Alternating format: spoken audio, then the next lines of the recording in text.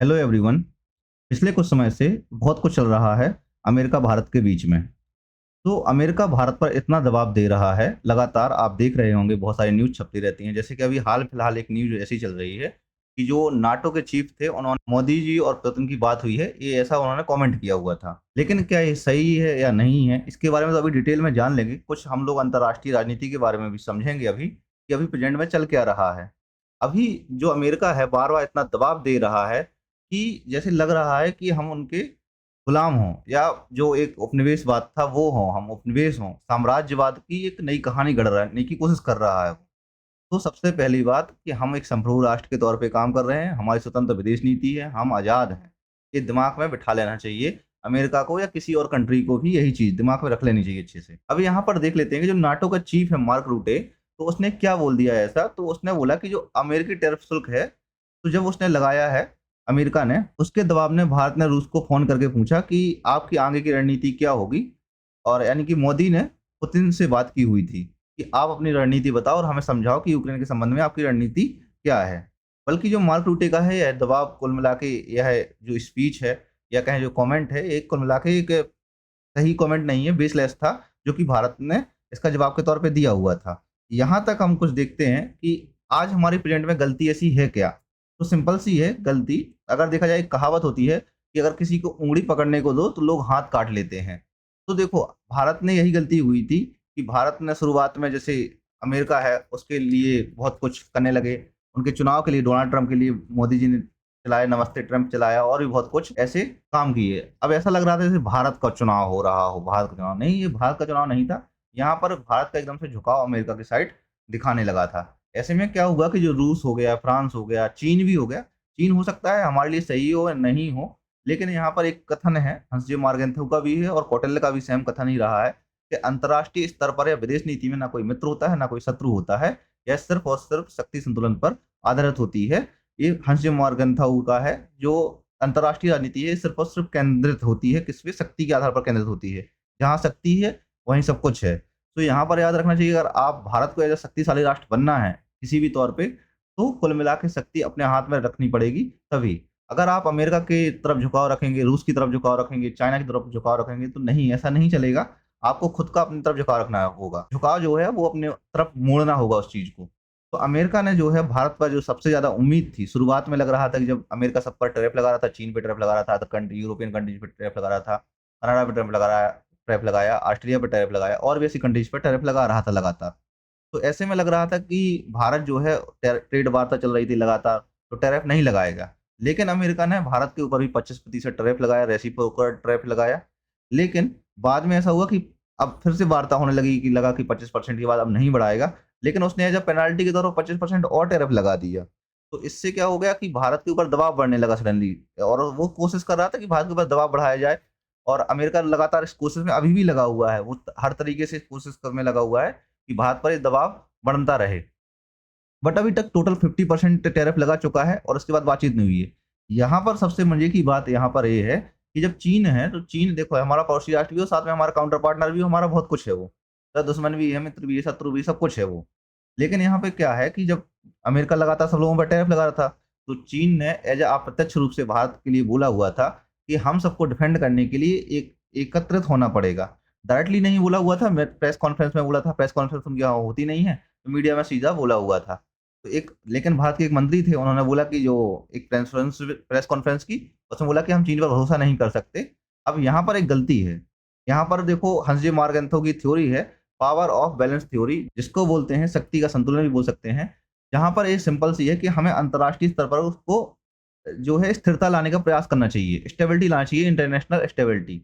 ये वहाँ पर स्टेट्स होता है, जब धीरे-धीरे पावरफुल बनता होता है, तो अदर स्टेट्स के साथ अलाइन करना होना पड़ता है, अलाइन करना पड़ता है काउंटर बैलेंस करने के लिए। सिंपल सी बात है कि जैसे-जैसे अमेरिका टैरिफ लगा रहा था, तो हमें उसको बैलेंस करने के लिए चीन या किसी और देश के साथ भी अगर आना पड़े, तो आना चाहिए था, कोई इश्यू नहीं है।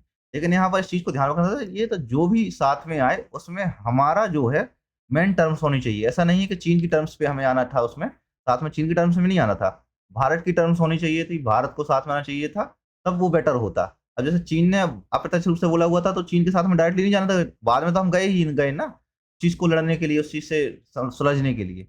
लेकिन यहाँ पर एक चीज़ होती है कि और हाँ, यहाँ पर कई सारे जो मंत्री होते हैं, मिनिस्टर्स होते हैं और भी लोग हैं ऐसे, सचिव होते हैं, जो बड़े-बड़े अधिकारी होते हैं, उन सबको इस चीज़ से बचना चाहिए, जब आपको अंतर्राष्ट्रीय स्तर की राजनीति की समझ ना हो। जब अगर समझ नहीं होती है तो इस चीज़ से बचना ही चाहिए, क्योंकि जो मिनिस्ट्री ऑफ एक्सटर्नल अफेयर्स है, वो इस चीज़ को सँभाल रही है। तो जो अगर छोटे-छोटे मंत्री हैं, उनको इस चीज़ पे कमेंट करने से बहुत ज़्यादा बचना चाहिए, किसी भी अंतर्राष्ट्रीय राजनीति, क्योंकि अंतर्राष्ट्रीय राजनीति सबसे कॉम्प्लिकेटेड एक सब्जेक्ट होता है ना? जिसको समझना आसान नहीं होता है, सबकी बस की बात नहीं होती है। तो अभी फ़िलहाल ये है कि अमेरिका को देखो साइड में रखो, भारत को भी साइड में रख दो। अब यहाँ पर 2 व्यक्तियों की बात करते हैं। एक हैं डोनाल्ड ट्रम्प, दूसरे हैं हमारे देश के प्रधानमंत्री। डोनाल्ड ट्रम्प बोलते हैं कि हमारे जो दोस्ती है, मित्रता है, वो मोदी जी के साथ अच्छी है, यानी कि भारत के प्रधानमंत्री के साथ अच्छी है और हम दोनों काफ़ी करीबी मित्र भी हैं। तो किस मामले में हो सकते हैं? ये हो सकता है कि चुनावी मामले में हों, दोनों एक-दूसरे की चुनावी प्रचार कर रहे हों, दोनों एक-दूसरे को दिखा रहे हों कि हम शक्तिशाली हैं। तो ये सब इस चीज़ों में हो सकते हैं ना अच्छे मित्र। तो मोदी जी ने भी बड़े प्यार से इसका जवाब दिया हुआ था कि चलो हम भी अच्छे मित्र हैं, हम बहुत करीबी संबंधी हैं, सब कुछ है। आप दोनों बढ़िया हो सकते हैं, लेकिन अंतर्राष्ट्रीय राजनीति का ये मतलब नहीं है कि व्यक्ति केंद्रित हो जाना है। अंतर्राष्ट्रीय राजनीति जो है व्यक्ति केंद्रित नहीं होती है, जहाँ सिर्फ एक-दूसरे का हित नहीं देखना होता है। यहाँ पर राष्ट्र हित सर्वोपरि होता है। अंतर्राष्ट्रीय राजनीति का मतलब ही है राष्ट्र हित को सबसे ऊपर रखना किसी भी स्थिति में। यहाँ पर एज़ अ सजेशन मेरा रहेगा कि देखो, अगर आप भारत की राजनीति के बारे में बात करें, तो भारत को केंद्रित रखना चाहिए। राज्यों का जो लक्ष्य है, वो ये होना चाहिए सर्वाइवल ऑफ द फिटेस्ट वाला। हमें अपने अस्तित्व को बचाना है और बचाना ही नहीं, हमें भारत को ऊपर लेके जाना है। अब कैसे लेके जाना है, उसमें ये है कि व्यक्ति को साइड में रखना पड़ेगा। राज्य को आगे रखना होगा। जब राज्य को आगे रखेंगे तो ट्रेड हो गया, सिक्योरिटी हो गई, इन सब की बातचीत होगी। ना कि आपके चुनाव से हमें कोई मतलब नहीं है, उनके चुनाव से हमें कोई असर नहीं है। आप जाएँगे कोई और आएगा, वो जाएँगे कोई और आएगा। लॉजिकली ये है यहाँ पे। तो सबसे बड़ी बात ये है कि अंतर्राष्ट्रीय राजनीति जो है वो धीरे-धीरे बहुत कॉम्प्लिकेटेड हो जा रही है। इसकी सीधी-सी वजह है कि देखो, भारत जो है एक बड़ा बाज़ार है, जहाँ पर 140 करोड़ लोग रह रहे हैं। अब 140 करोड़ छोटी-मोटी जनसंख्या नहीं होती है, अच्छी खासी जनसंख्या है। जैसे विदेशी कंपनियाँ हैं, अब वो चाह रही हैं, जैसे एप्पल हो गया, माइक्रोसॉफ्ट हो गया, टेस्ला हो गया, ये चाह रही हैं कि भारत को कैसे भी करके, या जो मार्केट है उसको कैसे भी करके कैप्चर किया जाए और वहाँ पर अपना ट्रेड को फैलाया जाए, विस्तार किया जाए किसी भी तरीके से।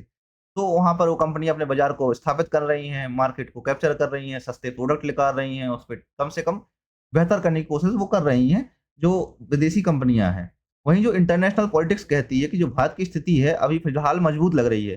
कभी-कभी चाइना को काउंटर करने में, तो कभी-कभी बड़े हथियारों की खरीदार के रूप में। तो उनको लग रहा है कि जैसे फ्रांस हो गया, अमेरिका हो गया, इनको लग रहा है, रूस हो गया, इन सबको लग रहा है कि हमारे यहाँ से प्रोडक्ट खरीद ले। हाँ, हाँ, हम सबके प्रोडक्ट खरीद लेंगे, कोई इश्यू नहीं है। लेकिन यहाँ पर ये है कि हमें स्वतंत्र रूप से निर्णय लेने की क्षमता होना चाहिए।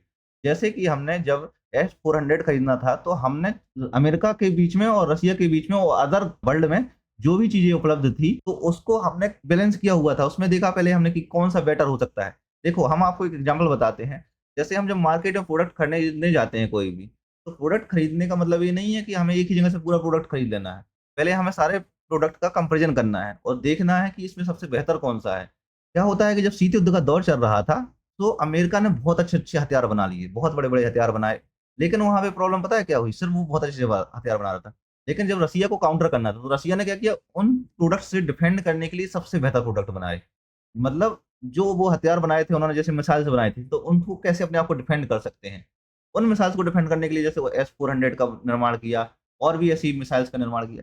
तो लॉजिकली ये है कि हाँ, उसके पास डिफेंसिव अच्छे मटेरियल्स हैं या हथियार हैं।